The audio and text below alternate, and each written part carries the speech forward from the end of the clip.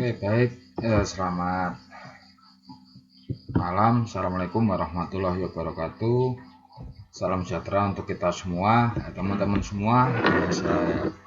Untuk kali ini saya akan menjelaskan mengenai persamaan diferensial linier homogen. Nah, ini orde 2 ya, dengan koefisien konstan. Nah, di mana persamaan diferensial linier homogen orde 2 ini, nah ini biasanya sering digunakan di dalam bidang teknik, fisika, matematik modeling, yang semuanya rata-rata melibatkan persamaan diferensial homogen orde 2. Nah, oleh karena itu kalau kita lihat untuk mengetahui mekanisme pemecahan masalah dari persamaan diferensial linier homogen orde 2 ini sangat membantu kita untuk mencari solusi-solusi dari berbagai penerapan dari berbagai bidang tersebut.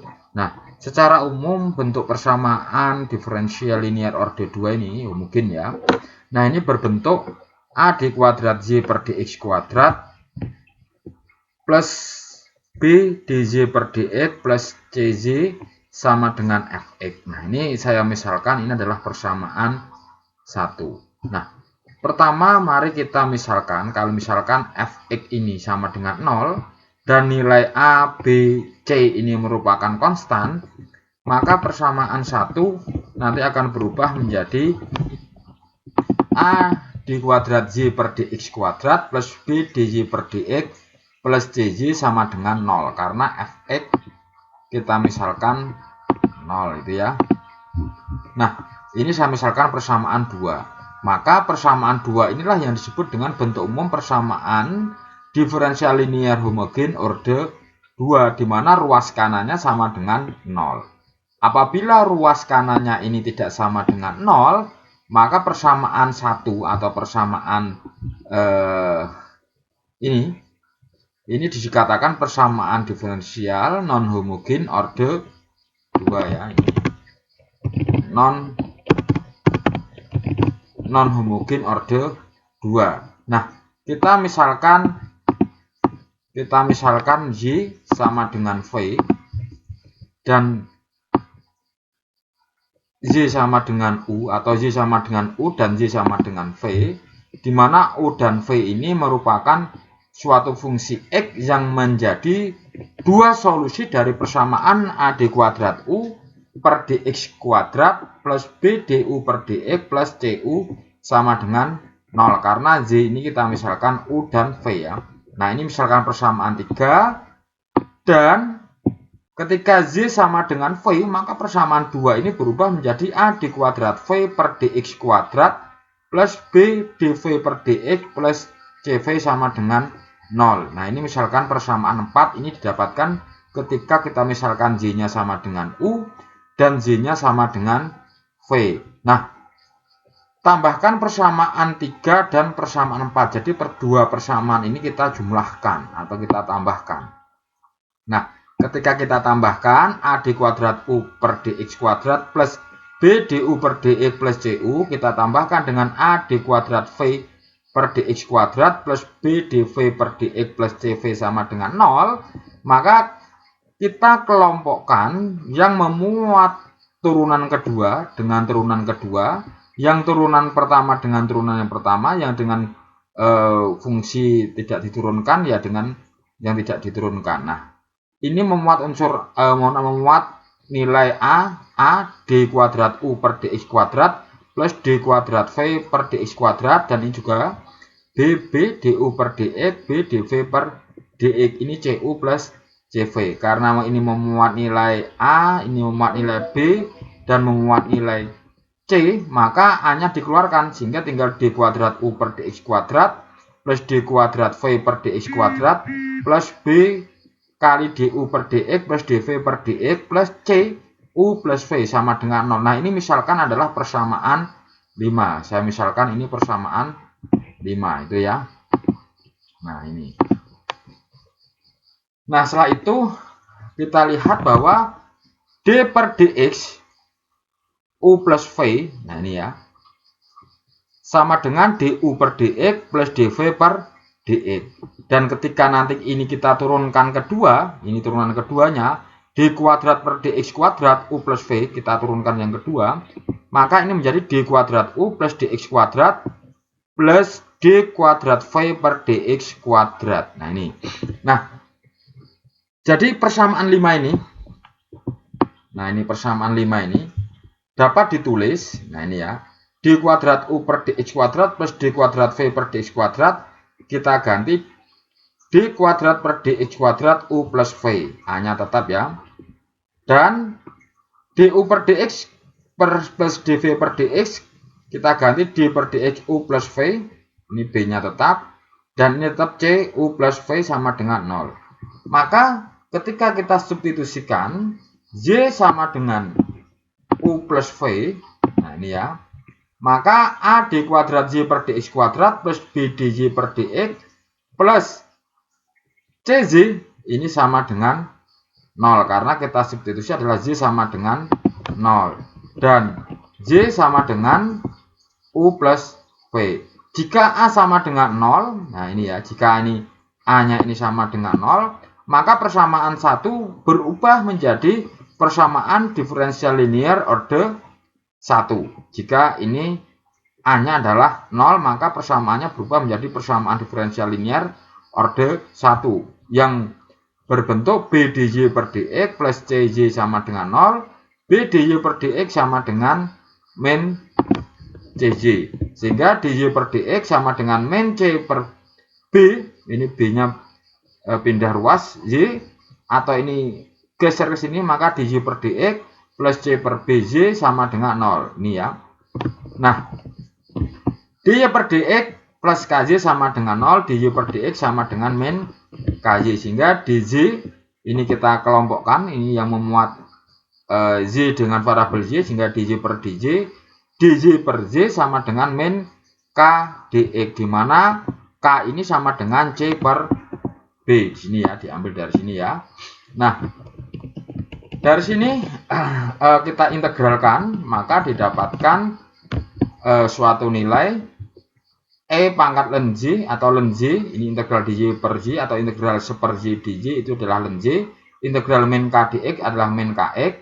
Nah ini agar ln-nya hilang, berubah menjadi fungsi Z saja, kita pangkatkan eksponensial, sehingga Z sama dengan E pangkat min Kx plus C. Nah ini ya, kalau kita jabarkan, E pangkat min Kx dikali E pangkat C, atau bisa kita tulis E pangkat C ini merupakan suatu konstanta, sehingga menjadi A E pangkat min Kx ini ya. Nah kita gantikan min K dengan M, maka Y sama dengan A kali E pangkat Mx. Ini kita misalkan persamaan 6. Nah persamaan 6 tidak hanya sebagai solusi untuk persamaan diferensial linear orde 1, tetapi juga menjadi solusi untuk persamaan diferensial linear orde 2, di mana Y sama dengan A kali E pangkat Mx. Ketika kita turunkan dY per dx-nya, maka ini menjadi A kali M E pangkat Mx. Kita turunkan lagi atau turunan kedua, maka D kuadrat Y per dx kuadrat sama dengan A kali M kuadrat kali E pangkat Mx. Nah, sehingga persamaan tersebut dapat ditulis menjadi A D kuadrat Y per dx kuadrat plus B dY per dx plus C Z sama dengan 0 persamaan 2. Nah ini merupakan A kali AM kuadrat kali E pangkat Mx plus B kali A kali M kali E pangkat Mx dikali C kali A kali E pangkat Mx. Artinya apa? Persamaan diferensial linear homogen orde 2 ini, ketika kita dapatkan suatu solusi, nah solusinya kita turunkan sampai turunan kedua, bisa mensubstitusi persamaan 2 ini, sehingga berbentuk seperti ini, ya kan? Nah, bagi dengan A kali E pangkat Mx, kita dapatkan AM kuadrat plus BM plus C sama dengan 0, ini adalah misalkan kita persamaan 7. Nah, persamaan 7 ini merupakan persamaan kuadrat yang akar-akarnya bisa nanti M sama dengan M1, M sama dengan M2, di mana kita harus melihat jika Y sama dengan U dan Y sama dengan V adalah merupakan dua solusi untuk persamaan diferensial linear homogen orde 2, dan juga Y sama dengan U plus V ini, jika Y sama dengan A kali E pangkat M1X dan Y sama dengan B kali E pangkat M2X, maka solusi untuk persamaan diferensial linear homogen orde 2 dapat kita tuliskan yaitu Y sama dengan A kali E pangkat M1X plus B kali E pangkat M2X. Ini merupakan solusinya. Nah, persamaan kuadrat ini dikatakan persamaan tambahan atau auxiliary equation yang merupakan suatu solusi dari persamaan diferensial linear orde 2, sangat tergantung sangat tergantung dari jenis-jenis akar persamaan auxiliary tadi, ya kan, atau auxiliary equation persamaan tambahan. Nah, sehingga dari sini untuk mencari solusinya kita harus bisa mengidentifikasi jenis akar-akarnya tersebut. Nah, di mana akarnya ini bisa nanti akarnya real dan berbeda, dilihat dari determinannya nanti lebih besar 0, akar real dan sama, di mana determinannya sama dengan 0, akarnya kompleks jika determinannya lebih kecil dari 0. Di mana kalau kita lihat, saya flashback bentar, rumus determinan itu adalah B kuadrat min 4AC. Nah, jadi solusi untuk persamaan diferensial linear orde 2 dapat kita peroleh juga Y sama dengan A kali E pangkat min X plus B kali E pangkat min 2X. Ini ya. Nah, yang pertama,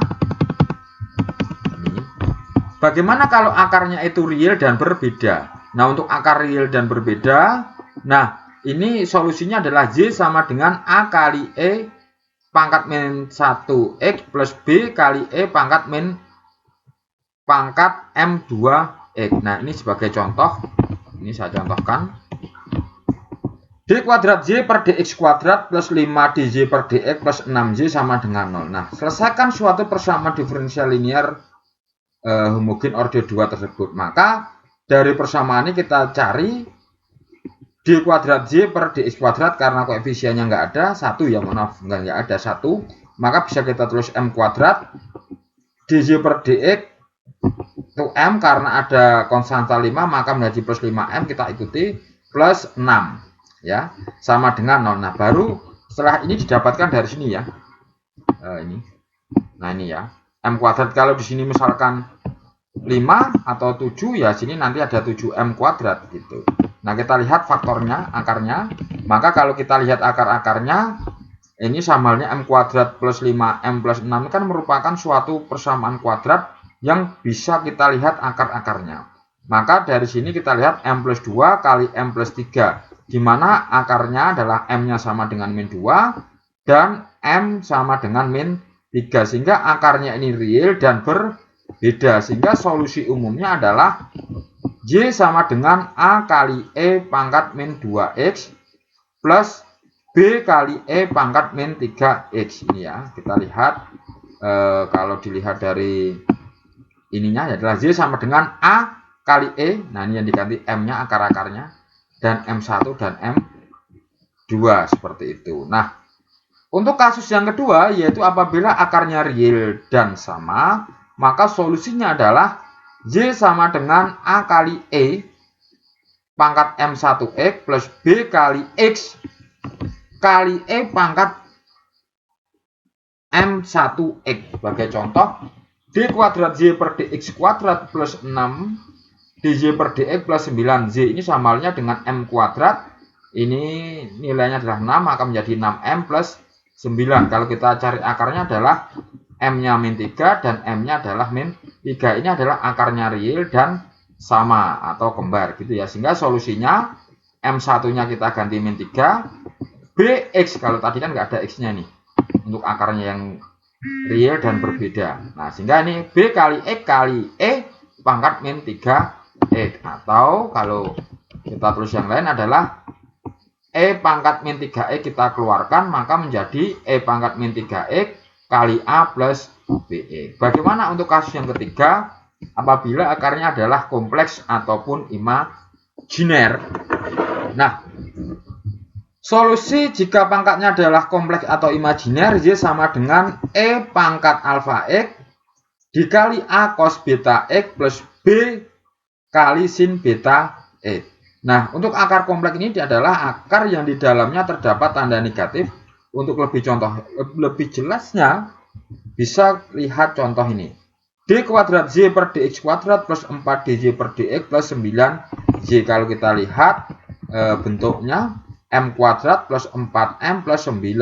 Nah, untuk mencari akarnya ini kan tentu kita tidak bisa memfaktorkan, maka bisa menggunakan yang familiar biasa disebut dengan rumus ABC atau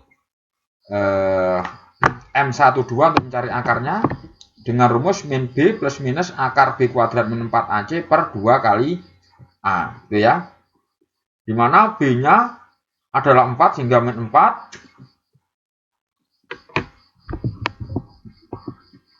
plus minus akar B kuadrat 4 kuadrat min 4 kali A, A-nya 1, C-nya adalah 9 per 2 kali 1, 2 kali A, A-nya berapa? 1. Sehingga M12 min 4 plus minus akar min 20 per 2. Nah, di sini kan ada memuat unsur negatif untuk akarnya, ya kan?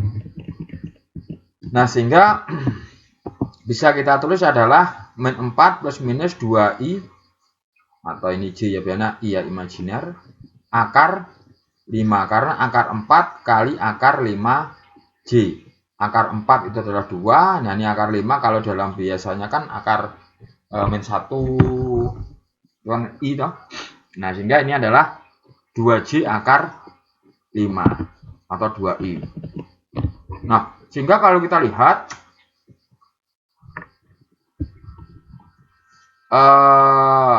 alfanya adalah min 2 dan betanya adalah akar min 5, gitu ya. Nah, sehingga solusinya adalah E pangkat alfa min 2x kali A cos beta ya. Betanya adalah akar 5 X plus B sin akar 5 X. Nah, ini. Nah, ini adalah contoh-contoh persamaan diferensial linier homogen orde 2. Nah, ini ada beberapa contoh juga yang lain. Apabila nanti ada bentuk D kuadrat Z per dx kuadrat min N kuadrat Z sama dengan 0, maka solusinya adalah ini merupakan suatu nilai fungsi trigonometri ya.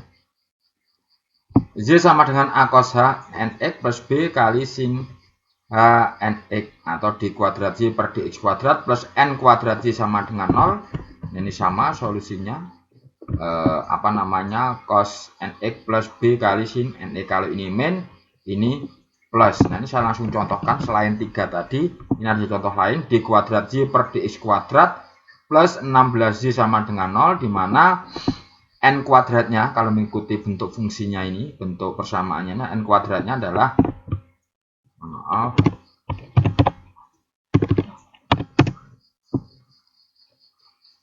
min 16, terus sehingga N-nya ini bisa dikatakan nanti 4 ya. 4 ini kalau kita akar ini ya, plus minus ya, nanti ini akar